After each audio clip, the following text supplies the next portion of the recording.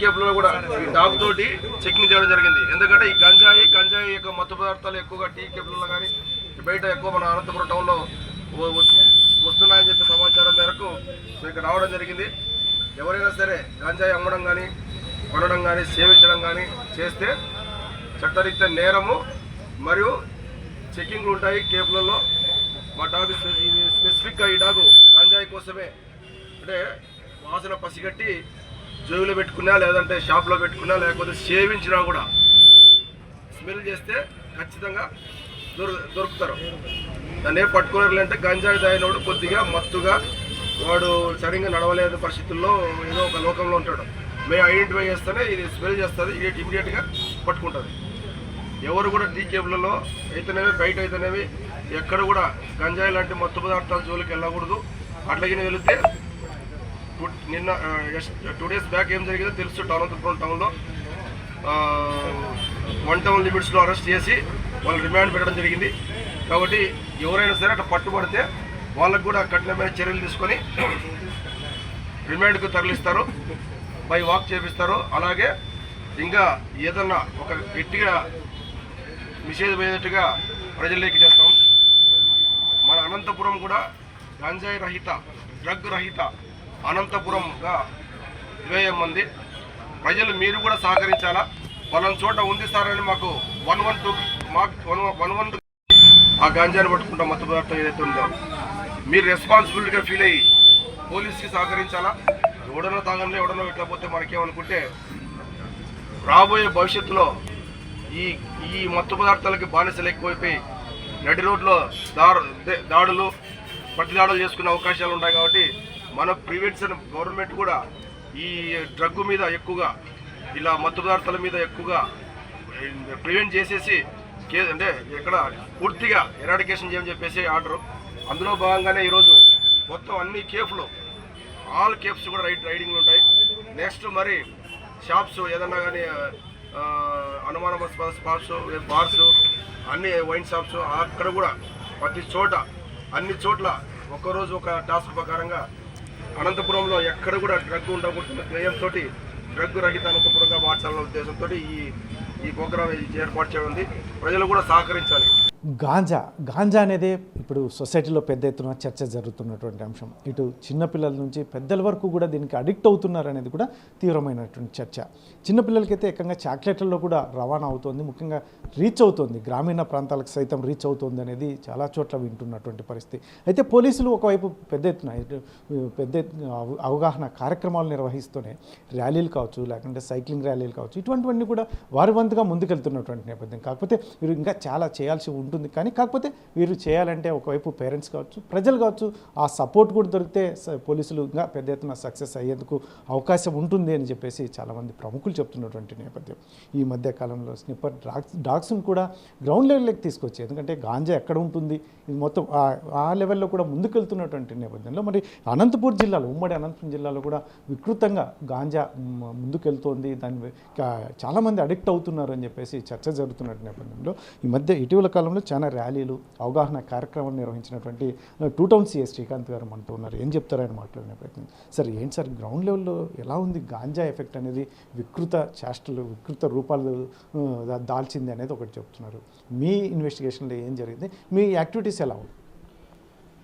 ఈ గాంజా మీద మా యొక్క ఎస్పీ సార్ యొక్క ఆదేశాల మేరకు, అనంతపురం జిల్లా ఎస్పీ సార్ యొక్క ఆదేశాల మేరకు, అలాగే ఇప్పుడు వచ్చిన ప్రభుత్వం కూడా ఈ గాంజా మీద పెద్ద ఎత్తున సపరేట్ డిపార్ట్మెంట్, ఈగల్ డిపార్ట్మెంట్ పెట్టి ఓన్లీ ఇలా మాదక ద్రవ్యాల మీద, డ్రగ్స్ మీద, అంటే ఈ వీటి మీదే సపరేట్గా వింగ్ ఏర్పాటు చేసి దానికి ఒక ఆఫీసర్లు ఇచ్చి అలాగే ఒక మెన్ ఇచ్చేసి ప్రత్యేకంగా ఎక్కడైతే ఈ డ్రగ్స్ ఎక్కువ ఉన్నాయో వాటి మీద అవేర్నెస్ ప్రోగ్రామ్స్, రైడ్స్ కండక్ట్ చేయడం జరిగింది.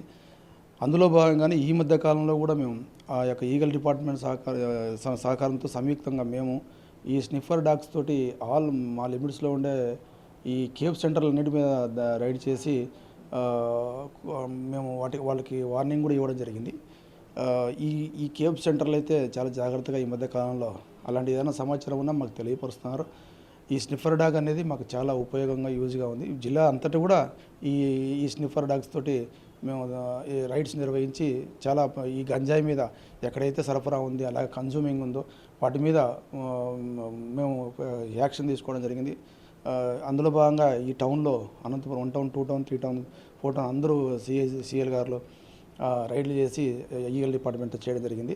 అలాగే ఈ స్కూల్స్లలో కూడా ఎవ్రీడే ప్రతి స్కూల్కి పోవడము, ఆ స్కూల్ దగ్గర బయట ఉండే షాప్స్ రైడ్ చేయడము, అక్కడ చెక్ చేయడం, ఏదన్నా ఈ డ్రగ్స్ సంబంధించిన పదార్థాలు ఏమైనా ఉన్నాయో చూడడం, అలాగే స్కూల్స్లో కూడా అవేర్నెస్ ప్రోగ్రామ్స్ పెట్టడం జరుగుతూ ఉంది. ఈ మధ్య కాలంలో ఈ చాక్లెట్ రూపంలో మత్తు ఉందని చెప్పేసి కలకలం వచ్చింది. కాకపోతే అది కూడా లేదు. మేము అన్ని స్కూల్స్లో పోయి అంత అవేర్నెస్ ప్రోగ్రామ్ తీసుకోవడం జరిగింది. ముఖ్యంగా దీంట్లో ఏంటంటే ఆ టీచర్స్ వాళ్ళు గుర్తించగలగాలి. అలాంటి స్టూడెంట్ 1 or 2 ఉంటే వాళ్ళకి గుర్తించగలిగితే ఇమీడియట్గా మాకు చెప్పిన మేము వాటికి రిహాబిలిటేషన్ సెంటర్స్ ఉన్నాయి, కౌన్సిలింగ్ సెంటర్లు ఉన్నాయి, వాటికి ఆ అబ్బాయిని తీసుకెళ్ళి మార్పు చేస్తాం. మెయిన్ రోల్ వీటిల్లో ఇప్పుడు మీరు చేస్తున్న అవేర్నెస్ కార్యక్రమాలు కావచ్చు, లేదంటే ఎస్పెషల్లీ ఇటీవల కాలంలో స్నిఫర్ డాగ్స్ ఏమైనా మీకు ట్రేస్ అవుట్ అయ్యాయా సార్ మీ నోటీస్కి ఏమైనా వచ్చి? స్నిఫర్ డాగ్స్తో పోయినప్పుడైతే నోటీస్ కాలేదు. బట్ కాకపోతే ఏంటంటే ఏదన్నా కొద్దిగా స్మెల్ చేసినప్పుడు సస్పెక్టింగ్ వచ్చినప్పుడు వాళ్ళని కొద్దిగా కౌన్సిలింగ్ సెంటర్లకు 1 or 2 పంపించినాం, కానీ వాళ్ళ దగ్గర గాంజా అట్లా పదార్థాలు దొరకలేదు. కాకపోతే వాళ్ళు కూడా మారే అవకాశాలు ఉంటాయి చాలా మటుకు. ఇదంతా మేము ప్రివెంటివ్ మెథడే, మేము ఇదంతా చిత్తశుద్ధితో ప్రివెంటివ్ మెథడ్లో మన అనంతపురం డ్రగ్స్ రహిత అనంతపురంగా మారాలన్న ఉద్దేశమే. దానికి ప్రజల సహకారం కావాలా, ఇన్ఫార్మర్ కావాలా. ముఖ్యంగా సార్ మా ఏరియాలో ఇలా ఉందని చెప్పగలగాలి. డైరెక్ట్ ఫోన్లు చేసి అన్నిటికాలు అయితేనేమి డైరెక్ట్ సిఎల్కి ఫోన్ చేసి డిపార్ట్మెంట్కి ఫోన్ చేసి చెప్పగలగాలి. చెప్తేనే మనం ఓన్లీ పోలీస్ సైడ్ నుంచే మేమే ఇన్ఫర్మేషన్ పెట్టి మేమే పట్టుకొచ్చుకోవాలంటే ఒకసారి మాకు ఇన్ఫర్మేషన్ రాకపోవచ్చు. ప్రజల దగ్గర చాలా సమాచారం ఉంటుంది. వాళ్ళు ఇమీడియట్గా ఫోన్ చేసినా మేము పలానా చాట ఇంత గంజా ఉంది సార్, పలానా చాట ఇలా అమ్మే అవకాశం ఉంది సార్ అని మాకు చెప్పిన ఇన్ఫార్మర్స్ మీకు మీ నోటీస్ తీసుకురావాలంటే ఒక రకమైన భయం ఉంటుంది. కాకపోతే మీ వైపు నుంచి ఆ ప్రొటెక్షన్ ఇవ్వగలరా? ఎందుకంటే ఆ రకంగా బయటకు వస్తే అతని సమాచారం కానీ అటువంటివన్నీ మీ పోలీస్ వైపు నుంచి ప్రొటెక్షన్ ఉండే అవకాశం ఉంటుంది.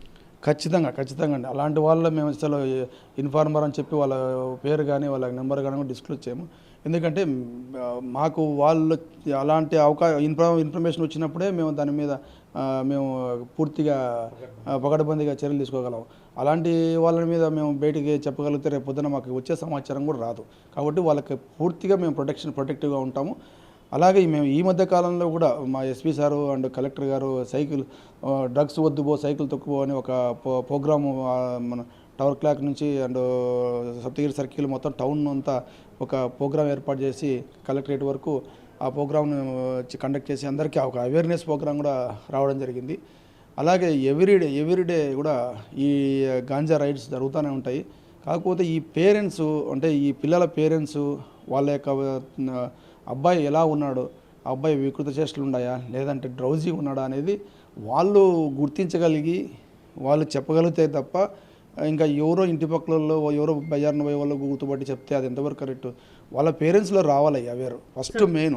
వాళ్ళు ముఖ్యంగా ఇప్పుడున్న సిచ్యువేషన్లో యంగ్స్టర్స్కి ఎందుకు సరే ఒక రెక్లెస్సా, ఎవరు ఏమో చేసుకోలేరు అనే ఒక ధీమానా, ఎందుకు ఇంత రెక్లెస్గా ఇంత అసలు వాళ్ళ ఏదైతే ఉందో రాబోయే ఫ్యూచర్ని కూడా ఏమాత్రం దృష్టిలో పెట్టుకోకుండా ఈ రకంగా అలవాటు పడితే వాళ్ళ ఫ్యూచర్ ఎలా ఉంటుంది అసలు? ఈ సోషల్ మీడియా వచ్చినాక యువత ఏం చేస్తుందంటే ఫ్యాషన్ అనే పేరుతోటి, ట్రెండింగ్ అనే పేరుతోటి ట్యాటూలు వేసుకోవడము, ఈ డ్రగ్స్ తీసుకోవడము అని అంత మొత్తం యూత్ అనేది ఒక చెడుదా పడుతుంది. అలా పోకూడదు. మనం ఏదైనా ఎంజాయ్మెంట్ ఉండాలి కానీ ఇలాగ ఉండకూడదు. ఇలాగినా అయితే నెక్స్ట్ సమాజం అనేది చాలా ఇదిగా ఉంటుంది. రోడ్ల మీదనే బహిరంగానే వైలెన్స్ జరుగుతాయి. కాబట్టి ఇలాంటివి ఉండకూడదనే మన ప్రభుత్వం ఏం చేసింది, ఈ మత్తు పదార్థాల మీద వచ్చిన వెంటనే మత్తు పదార్థాలకి టోల్ ఫ్రీ నెంబర్ ఇచ్చి అలాగే వాడి ఈగల్ డిపార్ట్మెంట్ పెట్టేసి ప్రతి టౌన్లో వీటి మీద ప్రత్యేక దృష్టి సారించడం జరిగింది. అందులో భాగంగానే మేము కూడా లా అండ్ ఆర్డర్ సైడ్ నుంచి కూడా వాళ్ళకి సపోర్ట్ చేస్తూ ప్రతిరోజు చెకింగ్ చేస్తూ కార్డనన్ సెర్చ్ కూడా ఎవ్రీ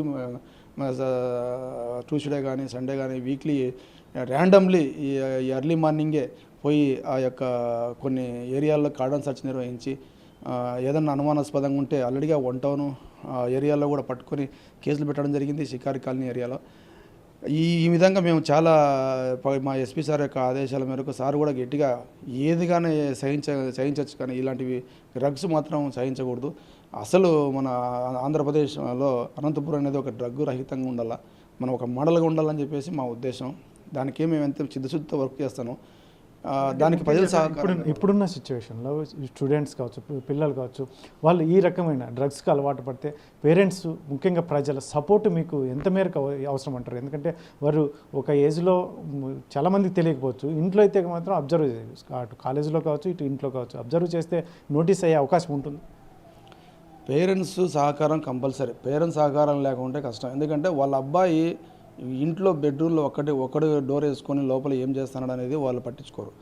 ఆ అబ్బాయి ఇంట్లో డోర్ వేసుకునేది ఏదైనా మత్తు తీసుకోవడము, వాళ్ళందరూ పడుకున్నప్పుడు ఈ అబ్బాయి వచ్చి అన్నం తినడము, వాళ్ళ పేరెంట్స్కి తల్లిదండ్రులకి కనపడకుండా అతను మెయింటైన్ చేయడం, ఇవన్నీ ఏంటంటే అతను ఏదో ఒకటి తప్పు పని చేసేటప్పుడు పేరెంట్స్కి కనపడకుండా మెయింటైన్ చేస్తున్నాడు. అది గుర్తించాలా, అది తల్లిదండ్రులు గుర్తించాలా. గుర్తించుకొని వాళ్ళ కొడుకులపై దృష్టి పెట్టాలా. అర్ధరాత్రి 12 o'clock హైవేలో పోయి టీలు తాగడము, బస్ స్టాండ్ పోయి టిఫిన్ తినడము, ఇలా పేరెంట్స్ 3 గంటలకు వచ్చి ఇంట్లో పడుకోవడము, పేరెంట్స్ మాత్రం నిద్రపోతుంటారు, డోర్ తెరుచుకొని నిద్రపోతారు. వీళ్ళు వచ్చి వాళ్ళు కమాండింగ్ లేదు పిల్లల మీద పేరెంట్స్కి.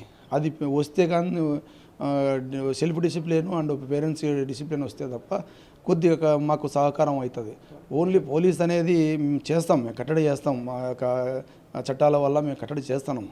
దానికి ప్రజల సపోర్టు, పేరెంట్స్ సపోర్ట్ కింద వస్తే మేము ఇంకా సమర్థవంతంగా చేయగలుగుతాం.